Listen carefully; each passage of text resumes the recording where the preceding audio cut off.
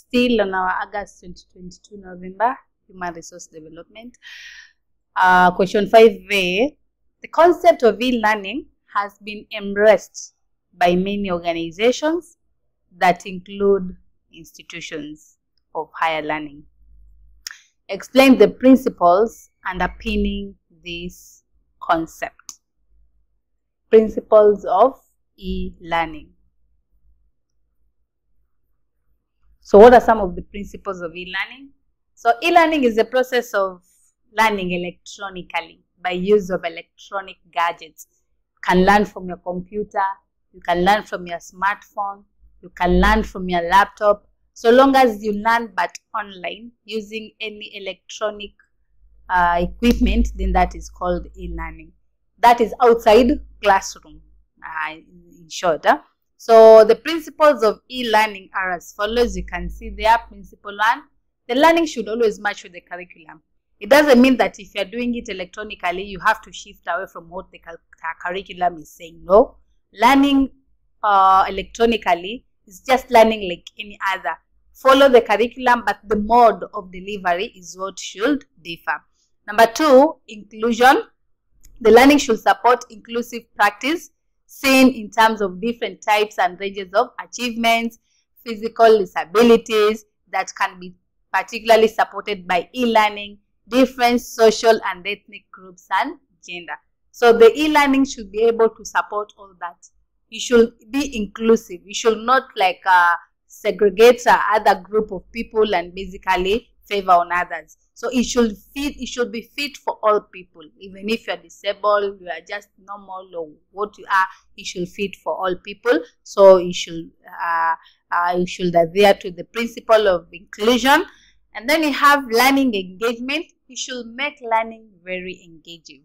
So the learning should engage and motivate learners. This engagement should be evident in the ethos of being both educational and motivating. So it should not just be learning, but it should be engaging as well, like how a normal class or a physical class could be. So even electronic learning should be made engaging. And then we have principle 5, effective learning.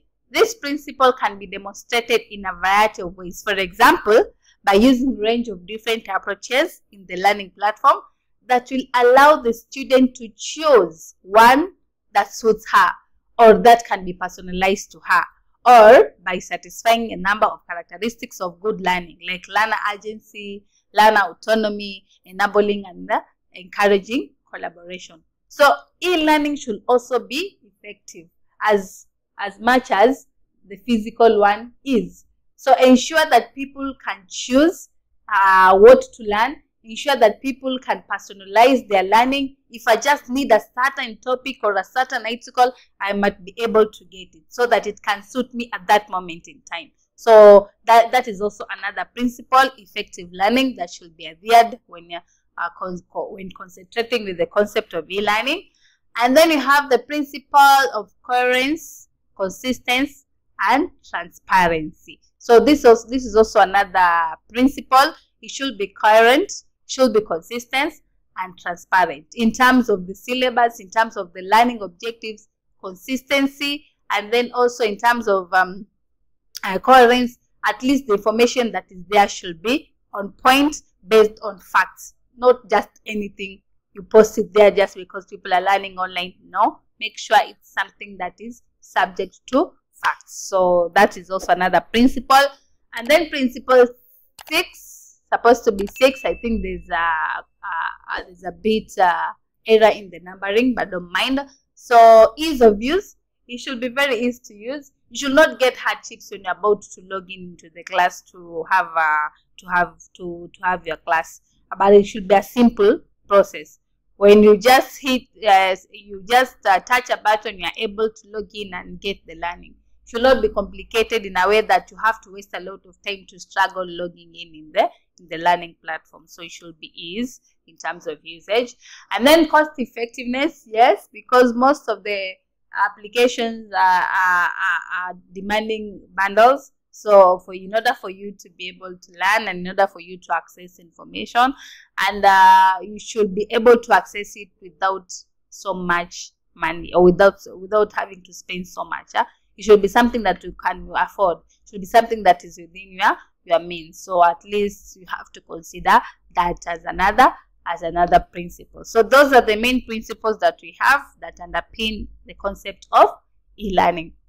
Next, we have question B, supposed to be question B. I said there's an issue with my numbering in this question.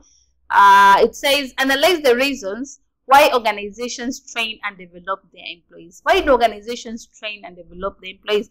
Number one, because they wish to increase the employee confidence. Employee confidence in terms of delivering your duties, your roles, and your responsibilities. At least when you get training, you'll be so sure of what you are doing, and that is where you get the confidence from. Number two, to improve the skills and knowledge. Yes, organizations take employees to a training and development because they want them to improve on the knowledge that they have. They want them to increase on the skills that they have. So at least you'll gain a new skill, you'll gain new knowledge that will make you better. That will help you to improve in terms of your performance, and that is what the organization is looking for. Number three, it prepares employees for higher responsibilities. Yes, the moment you go for training, you'll get new ways of doing things, new skills, new abilities, new exposure, and so on, of which some of this exposure that you get is preparing you to become a person of a higher rank in terms of promotion. When you get promoted, or when somebody delegates you to do something like that. So people also do training for purposes of preparing employees for higher responsibilities. And then number four, it shows employees that they are valued. Yes, that is another way. Companies or organizations take the employees to training as a result of making them to feel valued, to have a sense of belonging. They know that we are working for a company that really values its employees. You are taken for training, you are taken for development, and that can even motivate employees to work even harder, to have the morale to keep on pressing on and to work aggressively in achieving the company goals.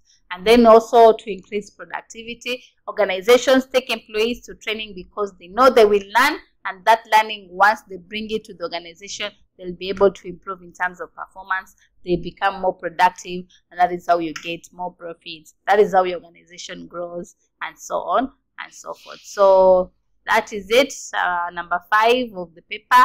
Thank you, and let's meet in our next.